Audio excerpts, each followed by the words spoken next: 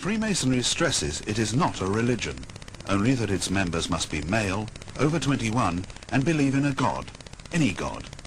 Freemasons of different faiths pray together to a supreme being, who is referred to as the great architect of the universe. We asked Jane Furbank, as a psychologist and a woman, for her thoughts on the great architect. Well, this is obviously a biased point of view, but he sounds to me rather a masculine sort of god. There seems to be very little talk about the more spiritual side, or what you might describe as the more feminine side of religion. There's no Freemason equivalent of the Virgin Mary, for example. This god requires you to stand up straight, to make certain very precise gestures, you know, to talk a great deal about being straight and level and square. Not round, you notice, but square. If you look at the psychology of symbols, you'll find roundness is the mind, the spirit, it's wholeness. And squareness is much more order, material, physical world. Why do men continue to join Freemasonry in the face of suspicion, even outright condemnation? It's difficult for outsiders not to think that self-interest and career considerations must play a part. Certainly the view persists that the code of mutual aid in the ritual can lead to brother Masons combining to the detriment of non-Masons. Those Masonic bonds of preferment seem to apply in unlikely places. Ex-Detective Sergeant John Simons was a Freemason when he was in the Metropolitan Police. Later he went to prison, convicted of soliciting a bribe. Freemasonry is rife in prison.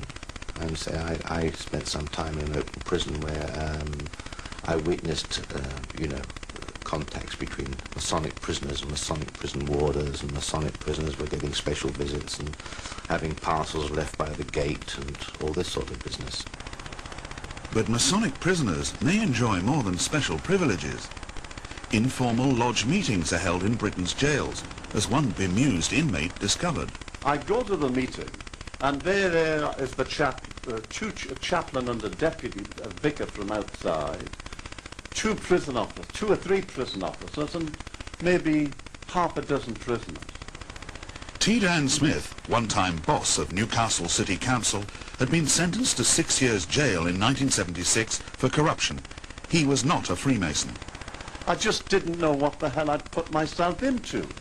And within minutes, obviously they knew that I didn't know what I was doing there, and that I wasn't a Mason. And consequently, there were considerable annoyance. The chaplain, of all people, said, this is outrageous. What? How wide and that? And of course, I was out in 2 seconds flat. But by then, of course, I knew what the score was.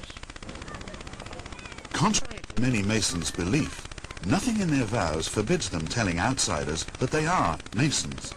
Yet as long as most refuse to admit membership, they will encounter suspicion that they used Masonry to combine clandestinely and to scratch each other's backs.